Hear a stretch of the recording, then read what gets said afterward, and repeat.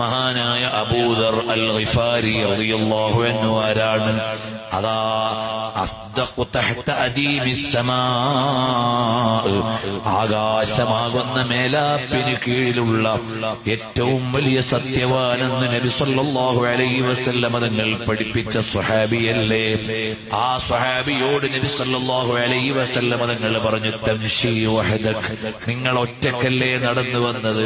തമൂതു വഹദക്, നിങ്ങൾ ഒറ്റയ്ക്ക് തന്നെ ഒറ്റപ്പെട്ട ഒരു സ്ഥലത്ത് മരണപ്പെടും.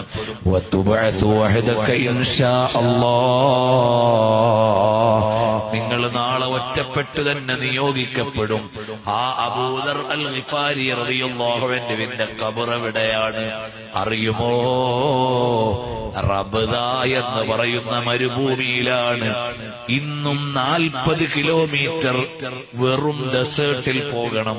ഒരു വണ്ടി പോയ അടയാളം പോലും കാണൂല. മണൽ പരപ്പാണ്. 4 വീല് വണ്ടി വേണം, അല്ലാതെ സഞ്ചരിക്കാനാവൂല. റോഡ് വെട്ടിയിട്ടില്ല.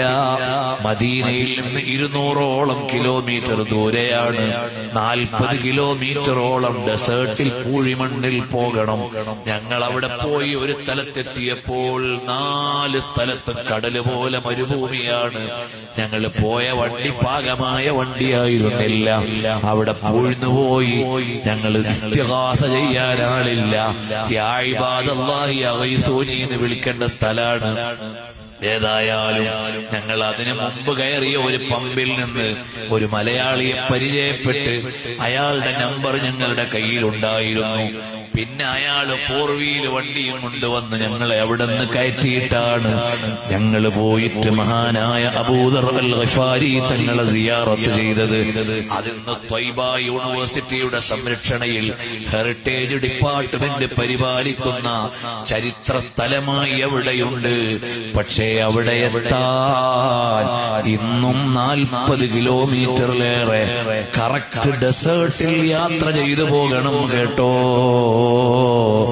അവിടെ നിന്ന് കുറെ ഇങ്ങ് വന്നാൽ മുആവിയ റളിയല്ലാഹു അൻഹുവിന്റെ അണക്കെട്ട് കാണാം. സദ്ദ് മുആവിയ അക്കാലത്തുണ്ടാക്കിയ അണക്കെട്ടാണ്. നിങ്ങൾ ആലോചിച്ചു നോക്കി, ഏത് കാലത്താണ് കൃഷിക്ക് വേണ്ടി അണക്കെട്ടുണ്ടാക്കിയത്? മുല്ലപ്പെരിയാർ തീരുമാനമാകുന്നതിന് മുമ്പല്ല, ആയതിനു ശേഷമല്ല. 1000 കൊല്ലത്തിന് മുമ്പ് മഹാനായ മുആവിയ റളിയല്ലാഹു അൻഹുവിനെ അണക്കെട്ടുണ്ടാക്കാനുള്ള ബോധം കിട്ടിയത് മദീനത്തെ പള്ളിയിലാണ്. അതുകൊണ്ടാണ് ഞാനിന്ന് തുടങ്ങി വെച്ച വിഷയം വലാകിർ റസൂലുള്ളാഹി വ ഖാതമൻ നബിയ്യീൻ.